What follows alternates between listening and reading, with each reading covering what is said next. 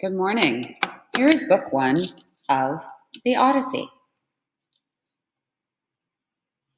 The invocation to the Muse. The gods discuss Odysseus and decide he should return. Athena goes to Ithaca to encourage Telemachus, speaks to him disguised as Mentis, offering advice about dealing with his mother and the suitors, and suggesting he go on a trip to Pylos and Sparta. Penelope speaks to Phemius, the singer, asking him to change the song. Telemachus criticizes her. Penelope goes upstairs. Eurycleia carries the lit torches to escort Telemachus to his rooms. Muse, speak to me now of that resourceful man who wandered far and wide after ravaging the sacred citadel of Troy. He came to see many people's cities, where he learned their customs while on the sea. His spirit suffered many torments as he fought to save his life and lead his comrades home. But though he wanted to, he could not rescue them. They all died from their own stupidity, the fools. They feasted on the cattle of Hyperion, god of the sun. That's why he snatched away their chance of getting home someday. So now, daughter of Zeus, tell us his story, starting anywhere you wish. The other warriors, all those who had escaped, being utterly destroyed, were now back safely home, facing no more dangers from battle or the sea. But Odysseus, who longed to get back to his wife and reach his home, was being held in a hollow cave by that mighty nymph Calypso, noble goddess, who wished to make Odysseus her husband. But as the seasons came and went, the year arrived in which, according to what gods had once ordained, he was to get back to Ithaca, his home. Not that he would be free from troubles even there among his family. The gods pitied Odysseus, all except Poseidon, who kept up his anger against godlike Odysseus and did not relent until he reached his native land. But at that moment, Poseidon was among the Ethiopians, a long way off. Those same Ethiopians, the most remote of people, who live divided in two different groups, one where Hyperion goes down, the other where he rises.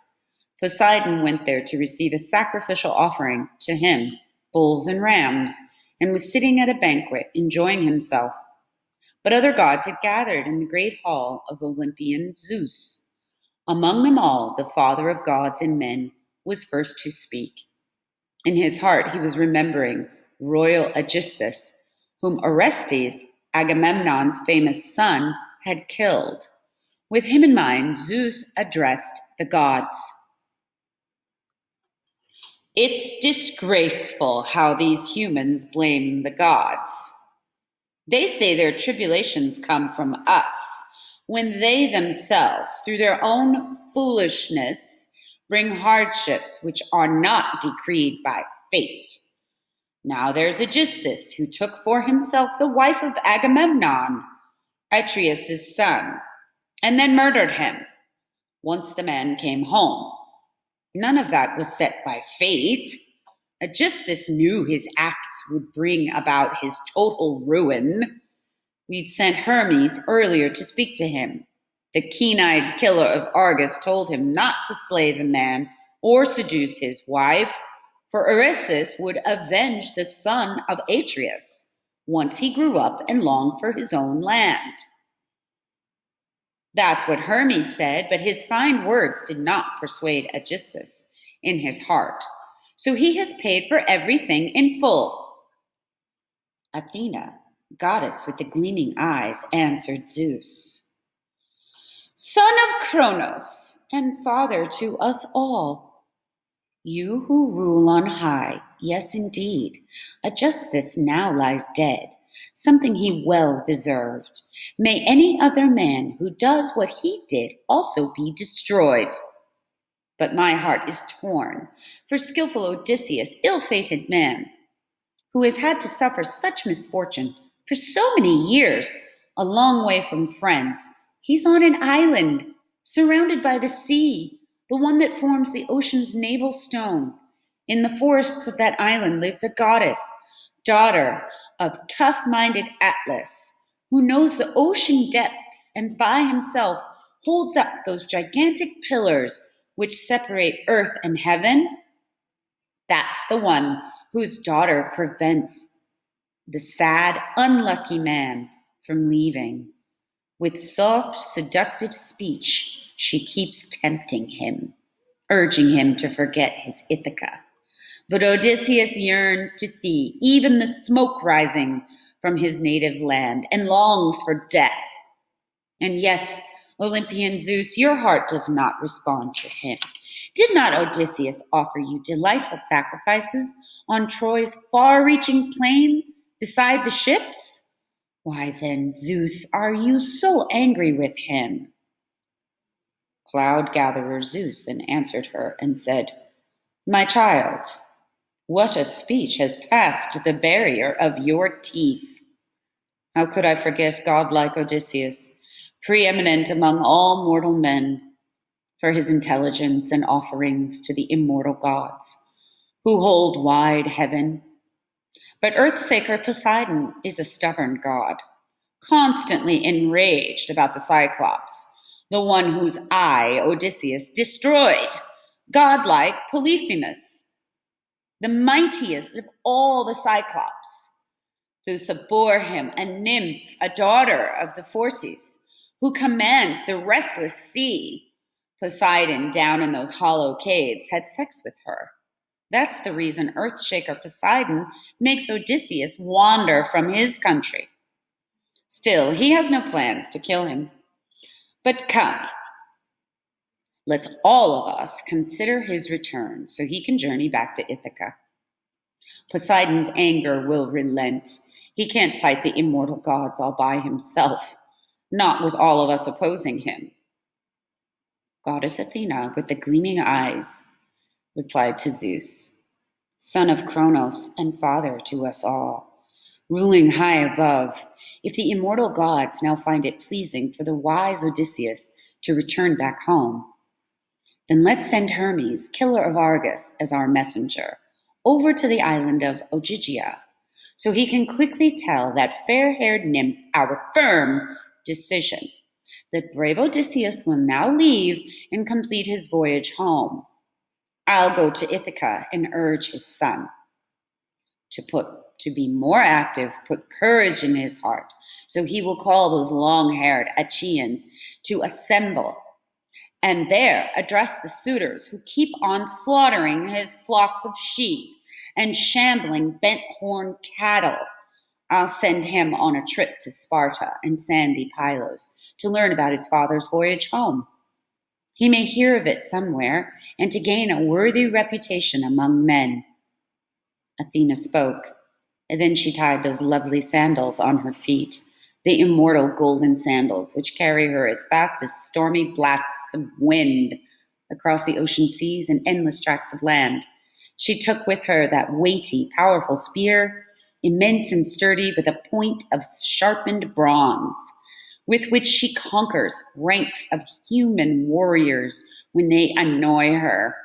Daughter of a mighty father, she raced down from the peaks of Mount Olympus, sped across to Ithaca, and then just stood there at Odysseus's outer gate before the palace, on the threshold, gripping the bronze spear in her fist. She looked like Mentes, a foreigner, the chief who ruled the Taphians.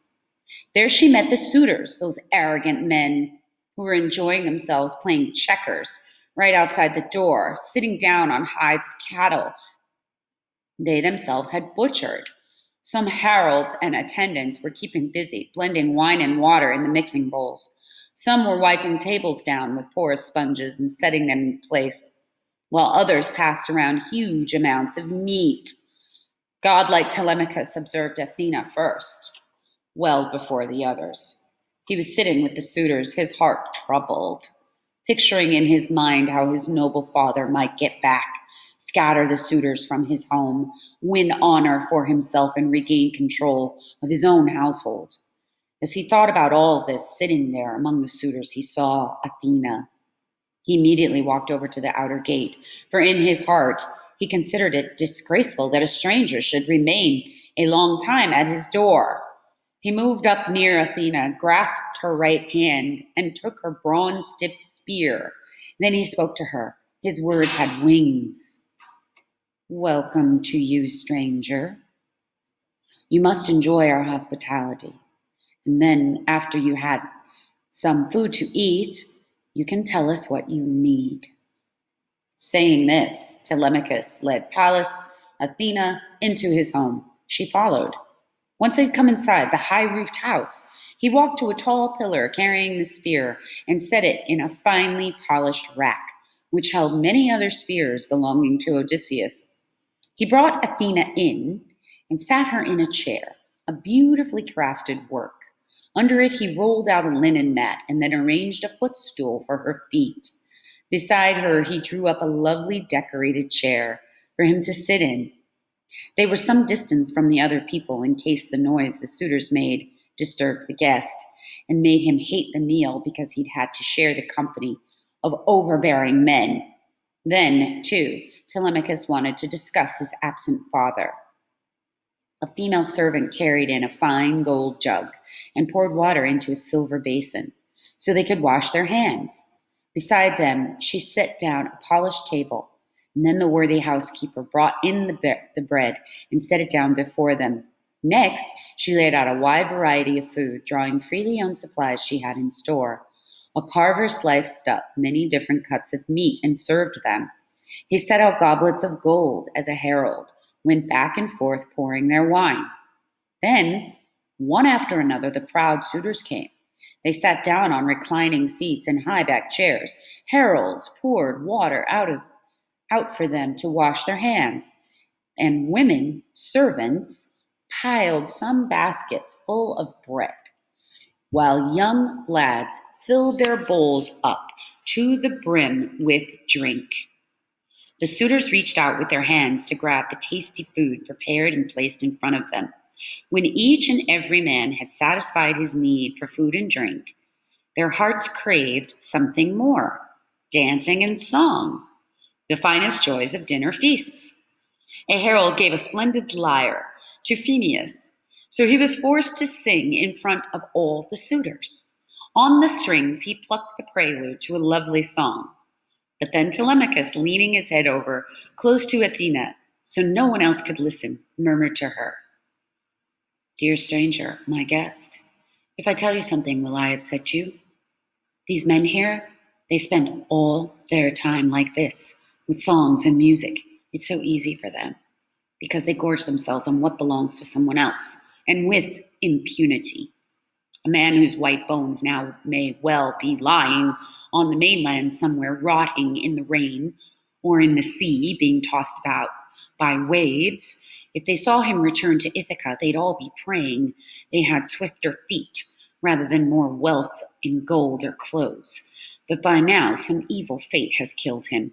And for us, there is no consolation, not even if some earthbound mortal man should say that he will come.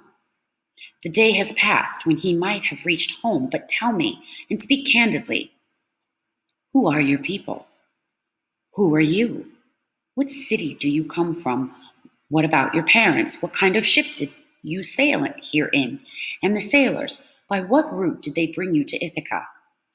Who did they say you could reach? Who did they say you could reach here on foot? And I also need to understand one point, so tell me the truth. This present visit, is it your first journey here? Or are you a guest friend of my father's? Many men have come here to our home as strangers, since he became a roaming wanderer among all sorts of people. And then Athena, goddess with the gleaming eyes, answered Telemachus, "To you I will indeed speak openly. I can tell you that my name is Mentis, son of the wise Achilles, and king of the oar-loving Taphians. I've come, as you surmise, with comrades on a ship sailing across the wine-dark sea to men whose style of speech is very different. on my way to Tamise for copper and carrying a freight of shining iron, my ship is berthed some distance from the city, close to the fields, in Rethron's harbor, below Mount Neon's woods. We can both claim that we are guest friends, the two of us, just as our fathers were so long ago. If you want, go up and ask Laertes, that old warrior who, men say, no longer comes down to the city, but who bears his troubles in fields far out of town. But he has with him an old attendant woman who prepares his food and drink once his legs grow weary, hobbling up and down his vineyard hills. I've come now because some people claim your father has apparently come home, but the gods are still preventing him from getting back, for there's no chance that brave Odysseus had died somewhere. No, he's still alive, but being detained on an island surrounded by the sea with wild and dangerous men restraining him, holding him back against his will. But now, let me tell you about a prophecy the gods have set here in my heart, which I think will happen, even though I am no prophet and have no sure skills in reading omens from the birds. I say Odysseus will not stay away much longer from his dear native land, not even if he's chained in iron fetters. He'll devise some way to get back home, for he's a man of infinite resources. But come now, tell me this, and speak straight and to the point. Are you in truth Odysseus' son? You're tall, your head and handsome eyes, just like his. Astonishingly so. We used to spend a lot of time together before he left and sailed away to Troy, where other men, the best of all the Argives, voyaged to in their hollow ships. But since those days, Odysseus and I have not seen each other. Noble Telemachus then answered her and said, Stranger, I will speak quite frankly to you. My mother says I am Odysseus' son.